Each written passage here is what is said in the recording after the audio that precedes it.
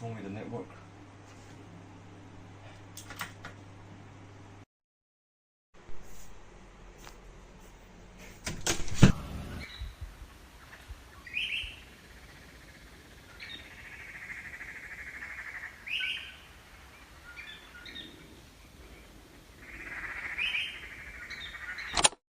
Nowadays, most young people rely on social media to communicate, stay connected, and express themselves. Platforms like Instagram, TikTok, and X have become more than just tools for interaction. They shape behavior, identity, and decision making. While social media offers many opportunities and access to information, it can also affect mental health, leading to anxiety, low self-esteem, and stress. Understanding its impact is important to use these platforms responsibly and maintain balance in daily life. Now I'll discuss how technology in the 21st century has fundamentally reshaped three core aspects of our lives: how we interact, how we make decisions, and how we perceive morality. First is the transformation of human interactions.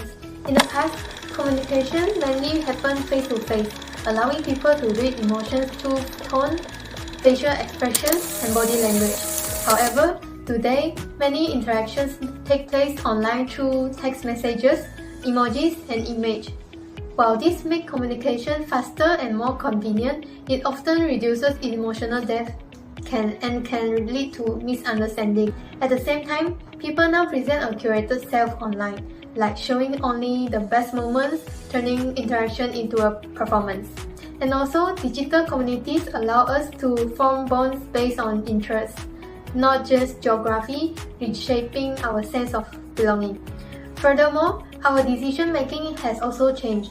We have moved from independent research to relying on algorithms that personalize content based on our digital footprint. This reduces our autonomy and critical thinking. Many individuals rely on recommendations, likes, and trends instead of independent judgment. For example, consumers often choose products simply because they are popular on social media, leading to blind trend following.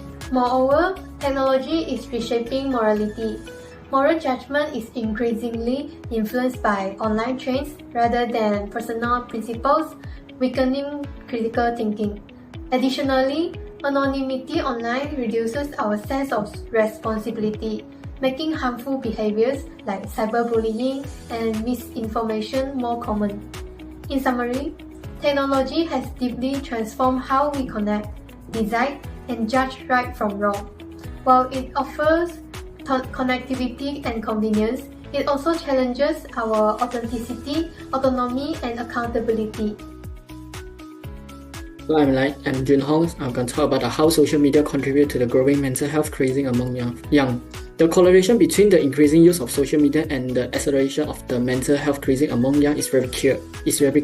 A lot of exposure to edited online information may create unhealthy social comparisons, thus causing more inadequacy, depression, and anxiety, particularly in adolescents. Also, through social media, cyberbullying and online harassment is made possible, which makes it another source of emotional distress. Such unpleasant experience may lead to low self-esteem, anxiety, and the extreme instances may result in more risk of depression or suicidal tendencies. And next is how does using social media affect the mental health of young people? Use of social media by the young may have both adverse and beneficial impact on mental well-being. Although social platforms can provide a chance to connect with peers, express yourself, and find emotional support, a plethora of study is associated with offers or problem of use across various psychological disorders. Research studies have revealed that ill and regular social media activity correlated with increases rates of depression, anxiety, stress, lack of quality sleep, and a lower in self in adolescents. Besides, exposure to idealized image as well as the social comparison may also lead to the body image dissatisfaction, and the emotional distress may also be extended by the cyberbullying and harassment online. Extreme cases have been associated with problematic use, causes young to be more self-homicidal and suicidal. So, What parts of social media such as comparison like or bullying are linked to the mental health problem?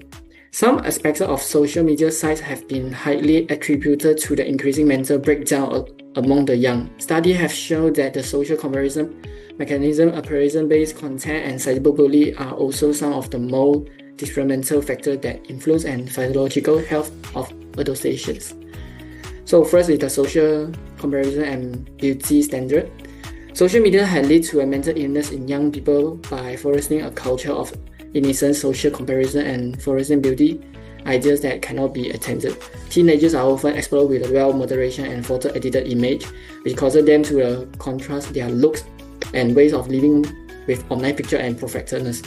There is a tendency of low innocence differentiations with a body and inefficiency because of the comparison. Photo-oriented media compounds with such an effect and have been infiltrated to cause a higher risk of eating disorders, anxiety, and depression symptoms, especially in the young user who are more susceptible to external validations. Another is the cyberbullying and online harassment. Another significant means by which social media is a significant causes by mental health crisis among the young is through cyberbullying. Contrary to a face-to-face bullying, computer mental harassment can happen at any moment in the time and attack the teenager via personal message, remarking, or even chat rooms during there is no way of expecting. Research indicated that cyberbullied children is more depressed, emotional depression, and isolated. The long-term effect of online harassment on the young can be internalization of negative message, self-blame, and a feeling of loneliness, which can greatly predispose them to a self-harm and suicidal tool.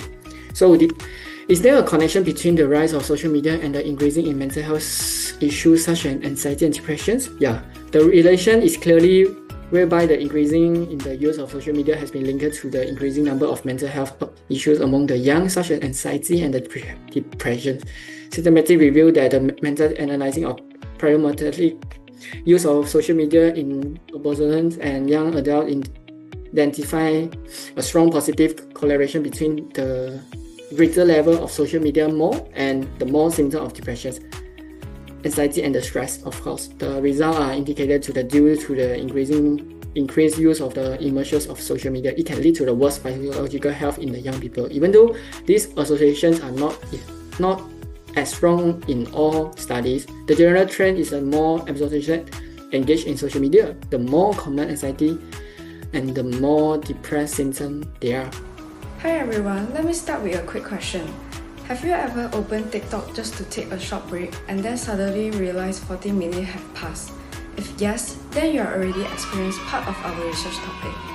For this part, I will be talking our research question, which is what are the psychological effects of social media platforms like Instagram, TikTok, and X. Social media is no longer just an app we use. It has become an environment we live in every day. On average, people spend more than 2 hours a day scrolling, watching, and reacting to content. Because of this constant exposure, these platforms don't just influence what we see, they influence how we think and feel. One key reason is platform design. Apps like TikTok are built around endless scrolling. Every swipe gives us something new, but you don't know what it will be. That uncertainty keeps your brain wanting just one more video. So what starts as a short break easily turns into 1 hour. Over time, this habit can affect focus, self-control, and even sleep, especially when people scroll late at night. At the same time, social media isn't all bad. It can be fun and relaxing. Watching short funny videos can temporarily reduce stress and help people unwind. This explains why many users keep coming back even though it feels for just a moment, and this effect doesn't last. Another major effect is social comparison. On platforms like Instagram, we mostly see highlights, holidays, achievements, and perfect photos. We don't see the stress, the failure, or the boring parts of life. When we compare our everyday reality with this edited video, it easily to feel we are not doing enough or that everyone else is happier than us. This often leads to anxiety and fear of missing out. Lastly, there's external validation. Likes, view, and follower counts may look like small number, but they can strongly affect self-worth. A post with many likes can make someone feel confident, while low engagement can feel like rejection. Over time, people may start judging their value based on online reaction instead of their own value. So overall, this research shows that social media can be entertaining and enjoyable, but it also has hidden psychological effects. Teenagers today face heavy pressure both online and offline. On social media, likes and new followers can bring joy, but negative comments, bullying, or being called ugly can quickly turn toxic. Constant comparisons with influencers or friends who seem to live better life often lead to anxiety and FOMO, making teens feel left out or not good enough. In real life, academic demands, family expectations, and peer pressure add more stress. Many teens lose sleep from late night studying or gaming, which hurts their focus and emotional balance. Together, this online and offline pressure make mental health challenges even more serious. It's not just one factor. Social media, lifestyle habits, and real-world stress all combine to affect teenagers deeply. Now, we're going to discuss how philosophy explains social media.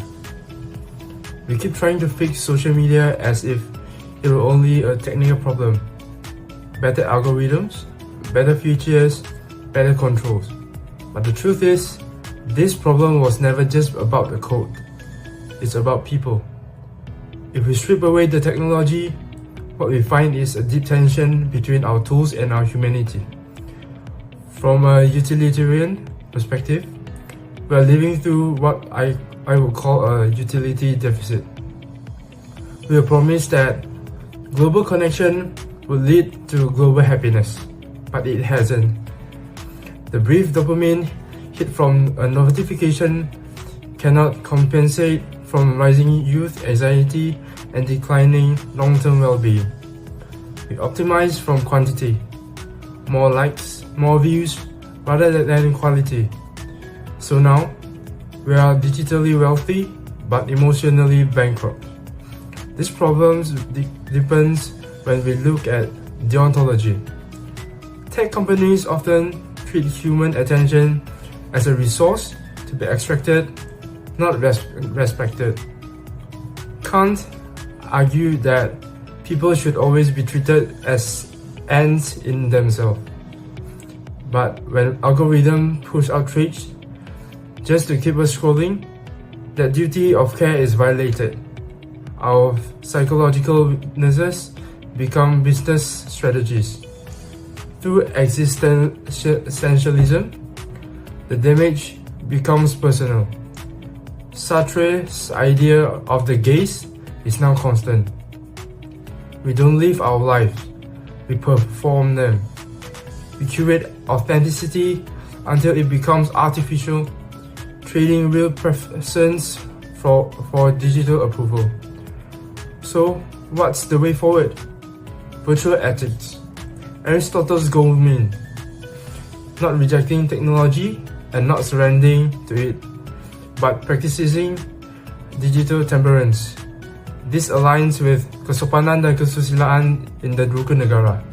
By choosing balance and moral discipline online, we reclaim our agency and our humanity.